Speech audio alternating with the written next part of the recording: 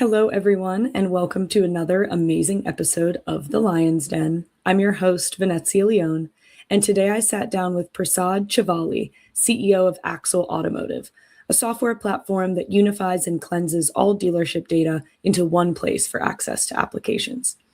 We start Prasad's story where he is in a car dealership selling cars, and he realizes that the software services within the dealership are very disparate, and it's not easy to gain data insights. We talk about how breaking into this industry is very difficult. It requires a lot of relationship building and trust building with these CEOs of dealerships. We also talk about AI and automotive. So not just autonomous vehicles, but where is AI actually creating value today in the industry? And how do you think about applying AI responsibly? We then talk about building a vertical SaaS platform and how you do that. What are some of the non-negotiable pillars?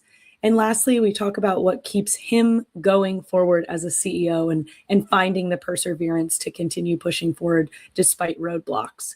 It's a great episode. Prasad is extremely thoughtful and knowledgeable, and hope you enjoy it. Hey, Prasad, welcome to the Lion's Den. Super excited to have you this week. Excellent. I'm also pretty excited. It's like cold outside, I guess, from where you're at. So this is probably the best time to kind of get talking about some important topics in the field. Exactly. So you've spent decades building software across industries, but right now you're deep in automotive. What originally got you into this space? It's actually by accident. Before automotive, I was in golf space, believe it or not, more, leisure sport. And then one of the guys said, "Hey, I want to build a software in automotive space." And I said, "I have know nothing about it other than buying cars." So then he kind of kicked me into dealership and said, "Go sell some cars and you'll figure it out." So that was about 12 years ago. So Wow. I got into the dealership and went to the back of the dealership, and all of a sudden it's a totally different world. So that's how I got introduced.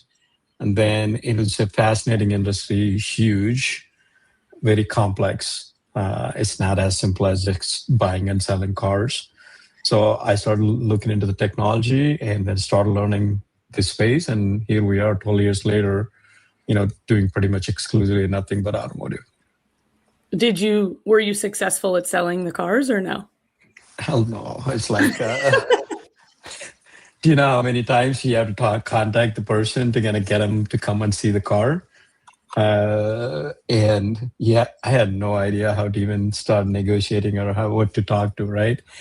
So, but one thing I picked up very interesting on the first day, everybody thinks that when somebody actually buying the car, it all comes down to payment, right? It's actually not. Everybody comes in with their own set. If some people come in because they had a family and they want the next car to be safe, and they're not going to back down for another $25 a month if it's going to jeopardize the family safety, right? Or somebody really likes it, like they like that color and that brand. So it's almost like I learned everybody's driving a car because they like it. It's not only just because of payment. Once I understood that, it changed my philosophy that it's not always about the payment. It is one of the crucial factors, but it is not the only thing that makes people buy a car. Yeah, and it might not be that specific person's main priority. For some people, It is. For some people, it isn't. Yep. Interesting. So based on what you said, you were in a different industry. You've been in multiple. You were in golf before, then you got into automotive.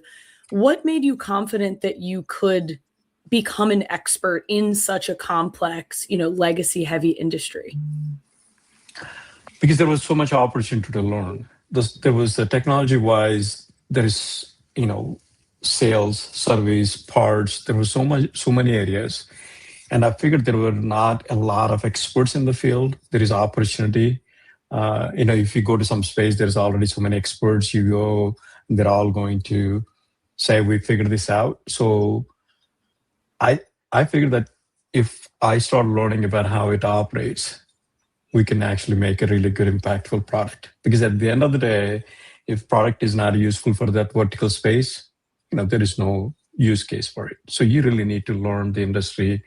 And it was broad. I was actually fascinated by the amount of effort it takes to sell a car. Like what money, negotiations, the financing side, and the technology was all over the place. Not in a bad way. They use anywhere between 12 to 20 pieces of software in a dealership.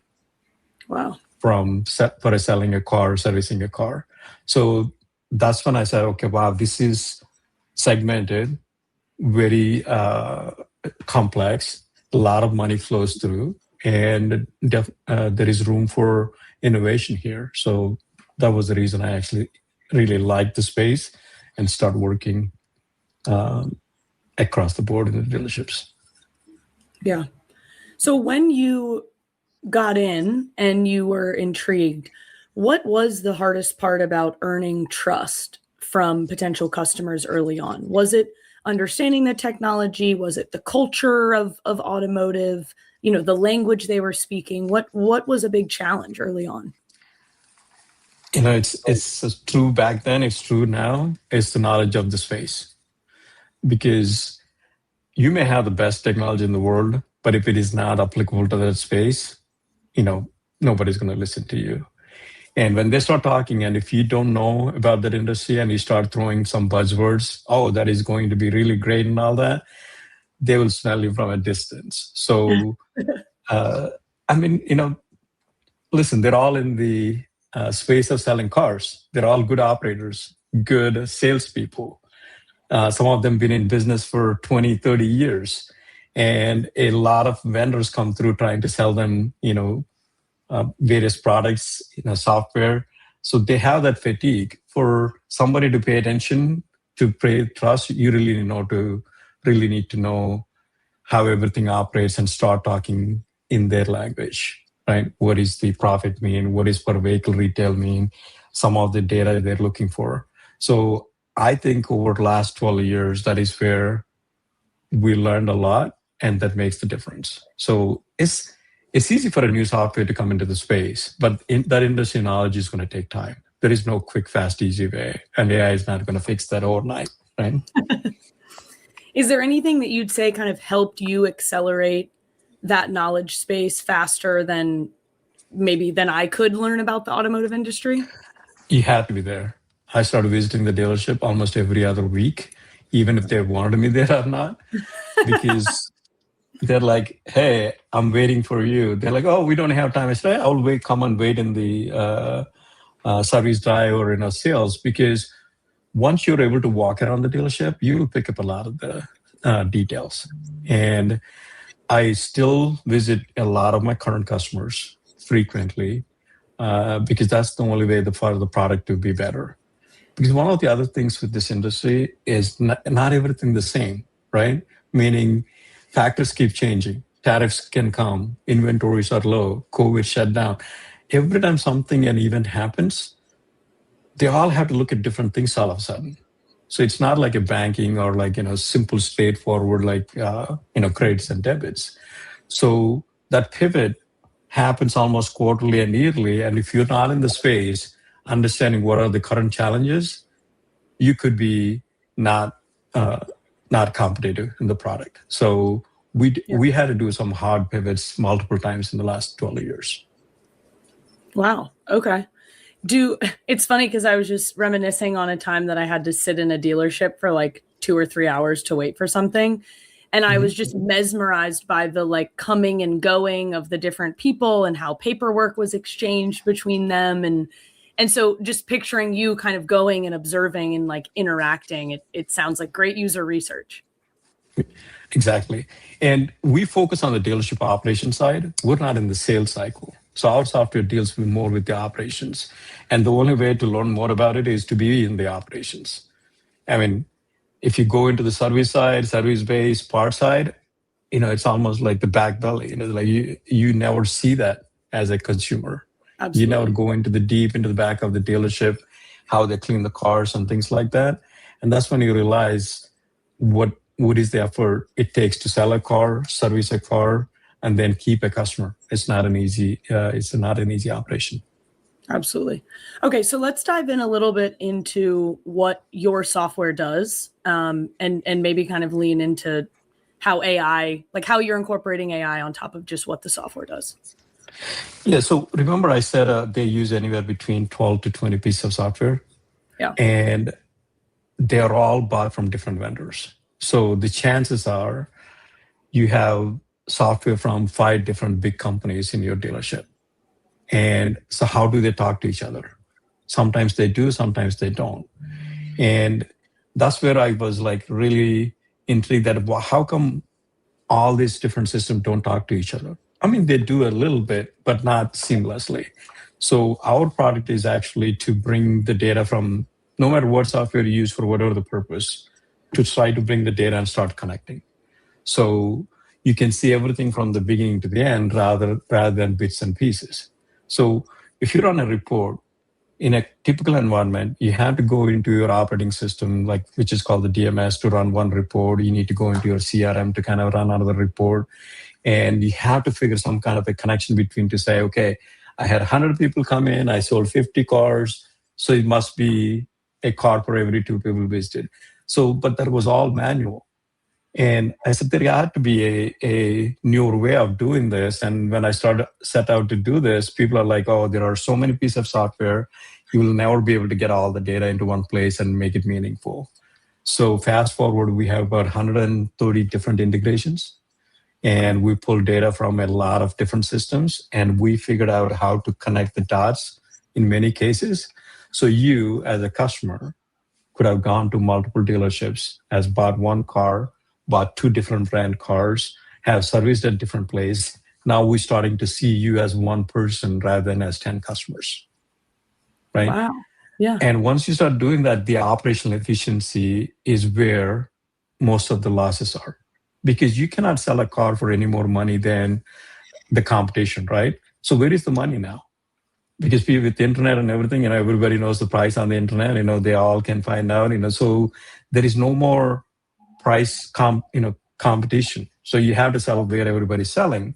So where you can really make money is to minimize your operational expenses to make more money per car, right? So the better operators are looking at every small area that can create an efficiency.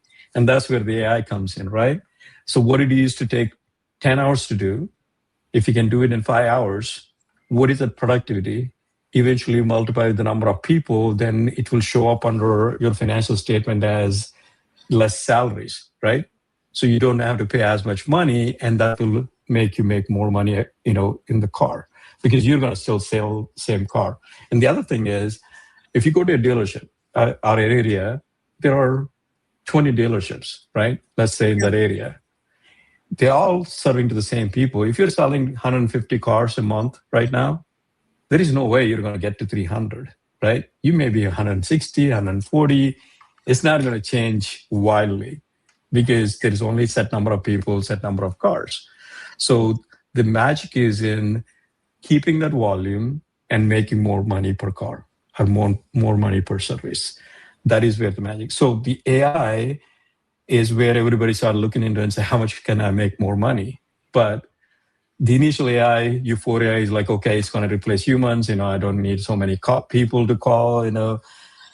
Yes, there are some efficiencies, but it is not significant amount of money that you will be able to see in the financial statement. Say, hey, I saved so much more. So it is still evolving. There is almost every software that I notice creating some kind of an AI component.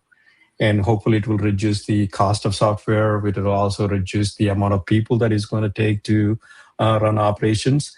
But where we start doing it is, since we have the data from all these sources, how can we start analyzing more at a higher level, right? I'm not trying to save you another 15 minutes in your call center. I'm looking at and say, what is the one expense that is trending always higher, or trying to go deep into the analytics and find areas of improvement? Like if you can reduce the amount of time you can collect the money from the bank by 2 days, that is actually a huge savings, because that's the amount of money, interest you don't have to pay to the banks, right? So the data analysis with AI could be really the differentiator. And almost every manual task will eventually get some AI benefit, but to find the data and find these needles in haystack, no matter how many business analysts they may not be able to find, but the AI may eventually help you to start fine tuning those small areas. It's really interesting what you say about how you really have to target the operating expenses side of the balance sheet and reducing those. A kind of a random question. When you were working to integrate these, 120 different technologies, were you having to partner with some of these software companies to open APIs and to give you integrations, or were you able to really put your product on top of everyone else's? No, actually, almost every software has open APIs and data exchanges now, right? You're now in 2026, so if you don't have a data exchange, you're not relevant. So, and we're not hostile. We're agnostic. We work with all the vendors. Yep. We're not exposing, or we're not, trying to say your software is good or bad. We're just saying that, hey, give the data that you have and let the dealer make the decision, right? And since we help the dealer, a dealer by agreement should have access to all their data, right? Because it's their data. Yeah. And we start putting this data in the dealership environment. So we don't bring it and put it in our offices because it's a lot of security risk, right? So we start keeping this in the dealership and say, hey, let's pull the data. It's almost like everybody's bringing the data and putting it in one place. And let's say, hey, let's now keep it here and then start analyzing it. So we haven't had any resistance. Some vendors charge for these APIs and data services, but if you're giving the data back to the dealership, there is no major expenses either. So we're able to navigate the system, and almost every one of those integrations, we're partners. So we put them on their website. We help them, connect the data, because one of the benefits they will get it is if the dealer doesn't know I'm even using this software. Sometimes somebody look at it and say, hey, why are we paying this software? So the chances are somebody's going to cut your software, right? Yep. But if we put their data in front of the dealer in one place, they'll go, oh, we are using this particular vendor. Oh, okay, let's see how it's doing. So you're almost creating a relevancy for other software too, because you can guarantee no dealer owner is logging into 15 different pieces of interfaces to look at the data on a regular basis. No, not at all. And it's probably siloed per team, like this team uses this software, this team uses this software. And so your product enables everyone to see all of those. But yes, as soon as it gets to the general manager and above, they want to see all those silos, right, together and see how effectively they are working together, right? So that's where our product makes most impact, is at the managers and levels above managers, including the owners. So my vision is if the dealer has 10 dealerships, which is very common, they don't have one store, two stores anymore, and he's at a golf course and pull up and goes, oh, okay, how are my dealerships doing? Everything looks green. Let me go play another 18 holes. That's what we want to accomplish. That's when we did our job. You just can't take that golf industry, can you? Exactly. I was going to say, did you like my golf reference there? But that's how actually I saw a lot of these guys, once they become successful, that's what they want to do, right? They don't want to be in the dealership every day trying to look at every number, and they don't trust anything easily.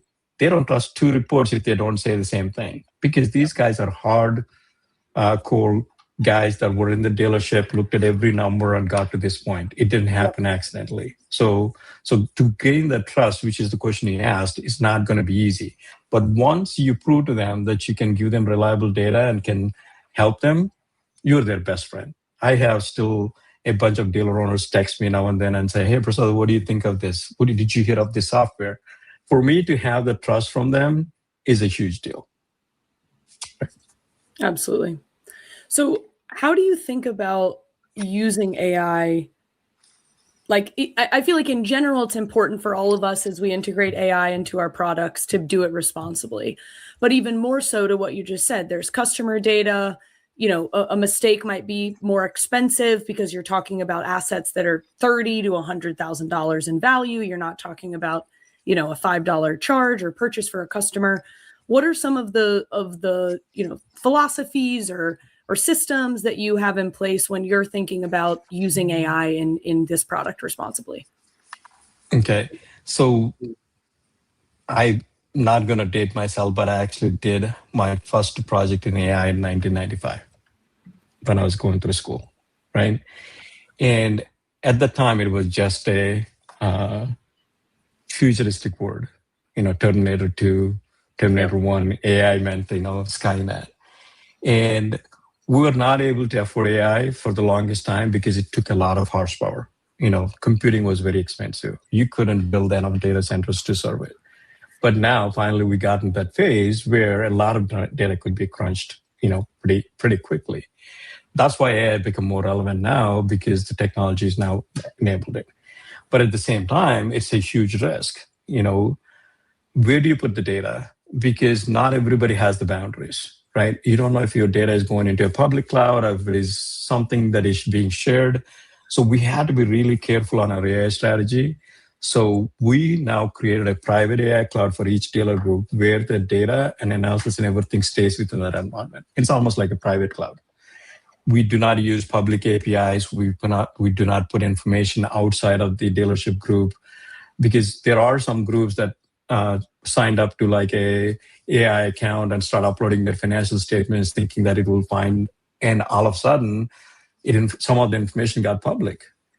And somebody's like, hey, I heard how much money you're making. I was like, oh, wow. So that is the biggest risk with the AI.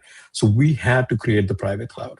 And the second thing we really implemented is the data silos, like you talked about.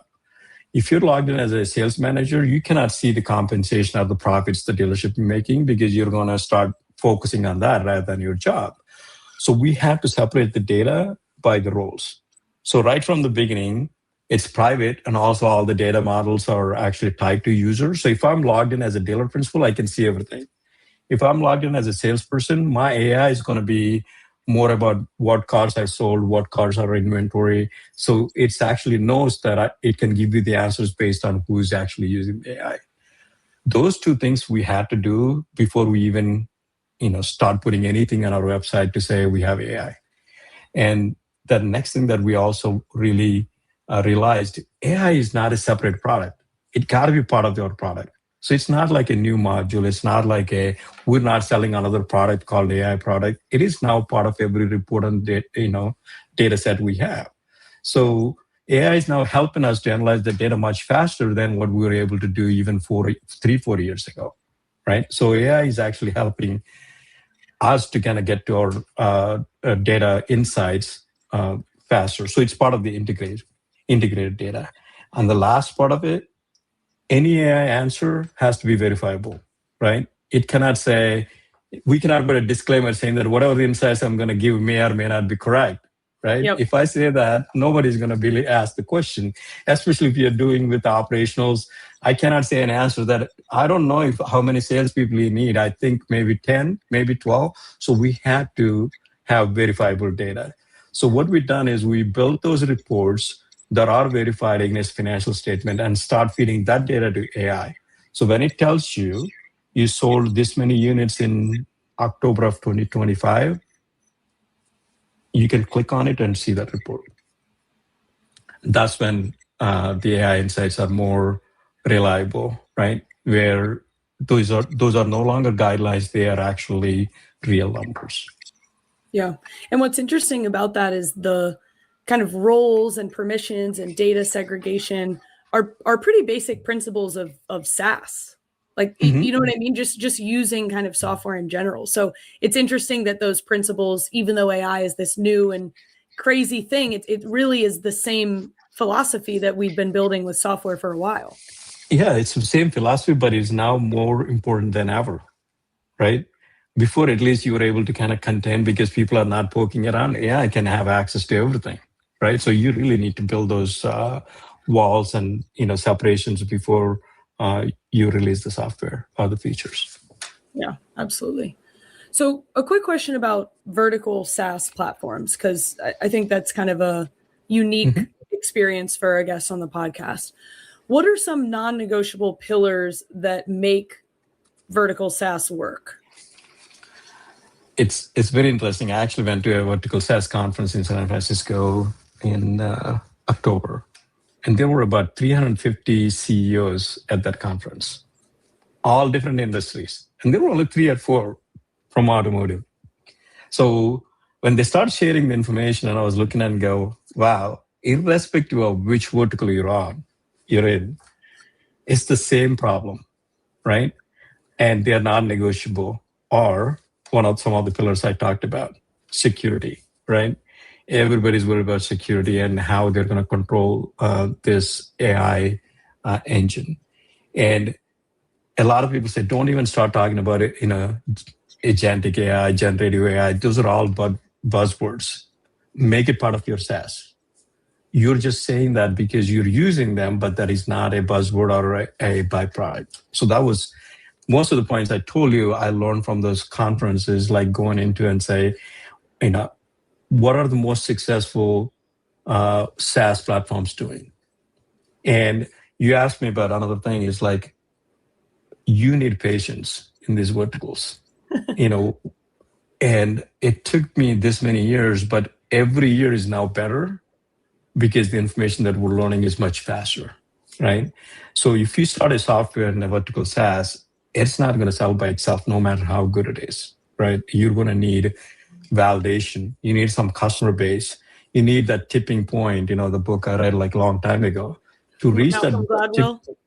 Yeah. So, to reach that tipping point, some people, not many make it. And once you get there, it's really good. So from a vertical SaaS standpoint, people like build these pro formas and say, there are only 16,000, 17,000 dealerships in the entire US, right? And if you say, I'm going to get through 8,000 of them in the next 5 years, I will say you're smoking something or you're hallucinating. Because to get to 1,000 dealerships, you have to dedicate your life to get to 1,000 dealerships. Wow. Once you get there, then you can start saying that, hey, I'm going to get to 2,000 and 3,000. I will respect somebody when they get to 1,000 dealerships and start giving me those numbers. Until then, just like my journey has been, you have to take each account very seriously and try to keep it, because you cannot have much churn in this space. Because if you start making your customers mad, there is not many dealerships to kind of go around and keep signing up. So those are the principles from the vertical SaaS. Industry is small. You have to keep your reputation. You have to be very patient. And so customer service, you cannot jeopardize on that one. You cannot say, I'm going to get back to you later, kind of a thing. So those have been my really learning experiences to kind of get to where we are now. And it sounds, everything that you just said, the underlying tone there is relationships. Like, it sounds like that's a really important, it's not just about the right product or the right price point or the right, team. It's really about how do you gain the trust and how do you get people to use your product. And that takes relationships. Exactly. And I can't say it any better than myself. But, that's why when people say, well, how come you travel so much? Because I like to be in front of my customers, right? I don't want them to think that, hey, Prasad just comes in, shows his face, and then he goes and plays golf. No, I'm just kidding. So he's working for us is what they need to understand. So I make it a point to go to all my big customers at least once a quarter, right? Wow. And the relationship. And then sometimes the last week's trip, one of the dealer owners like, Prasad, how can I help you to kind of get more customers? I didn't even ask. I didn't even solicit. That's the relationship that, it takes the trust, right? And then he picked up a phone and called another guy that was talking about, signing up with Axel One. He picks up the phone and said, your company talking to Prasad, you should sign up. That's what he said in front of me. And that's what, those are the relationship I really cherish. And that's the byproduct, the price point no longer once people start using, they will not nickel and dime you. And we also built this user activity report. We want to see how many people log in each day and then start using it, because the success is if we are not able to give them something that they want every day, we're going to get irrelevant pretty quickly. So we look at them and go, how come some of these people? And recently we added something called a playbook. So every role, when they log in, it tells them what they need to do daily, weekly, monthly, that their dealership is telling them to do. See, all of a sudden, as soon as you log in, it says, hey, you should look at this inventory daily, this.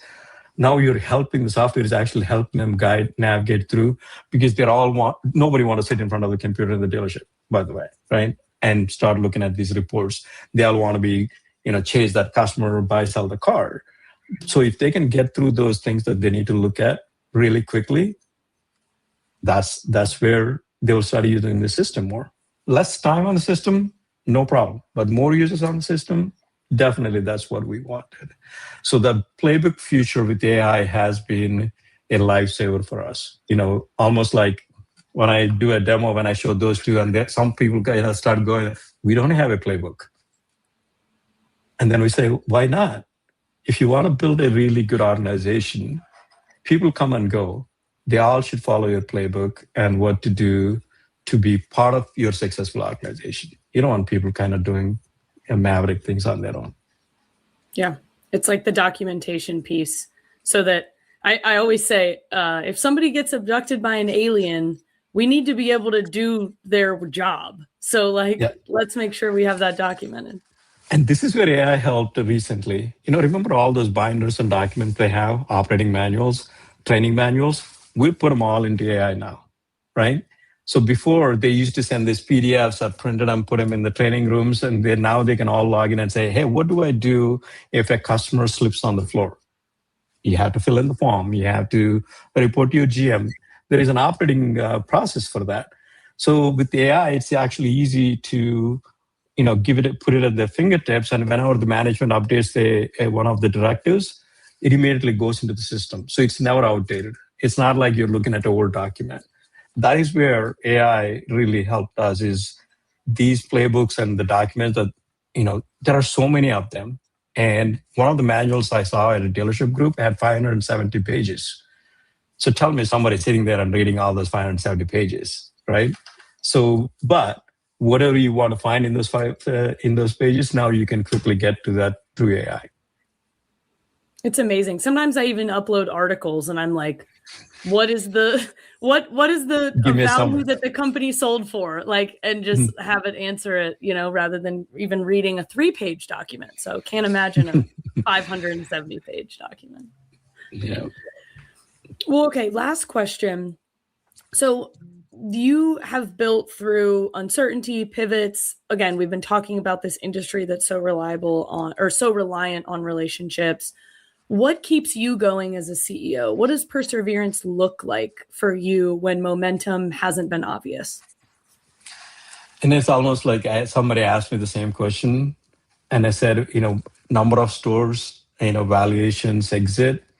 I don't even have a number or an exit anymore, because once you get to a certain point, I get up really early. I travel all around the world, and people are like, when are you going to retire? I said, one of the owners I met last week, he's 86 years old, and he's still in the dealerships, Mr. Fred Beats. Wow. And I make a point to meet him, and I ask him the same thing. And he looked at me and he goes, Prasad, what am I going to do by retiring? Stay home and play on my phone? I'd rather sit here and watch people coming in through that door at the dealership. That is what a lot of people miss, right? What keeps me going? When I go there, somebody said, hey, we're having an Axel meeting. And I'm like, a little bit, happy tears behind that. It's like, oh, they're using my system. It's like our baby. And that's what I tell all my employees and say, you do not realize how many people are using it to do their job better. And that's what our products keeps going. That's part of the relationship and trust. As you start doing more and more of it, it's going to stay relevant. And that is where your end goal is. I'm sure financially it will pay off for everybody. But without worrying about how much money it's going to make, if you keep making sure that the software being used, that's where you'll find the ultimate success. That's what I think, and that's what I keep everybody motivated on. Yeah, I mean, being motivated by your customer deriving value from your product is probably the best way to stay motivated. There is no substitute to it, and I don't know how many people will get there, but to see it in use, it's one of the best feelings in the world. Well, awesome. Well, congrats on Axel's success, Prasad. It's been such a pleasure having you on the Lion's Den today. And yeah, thank you so much for your time.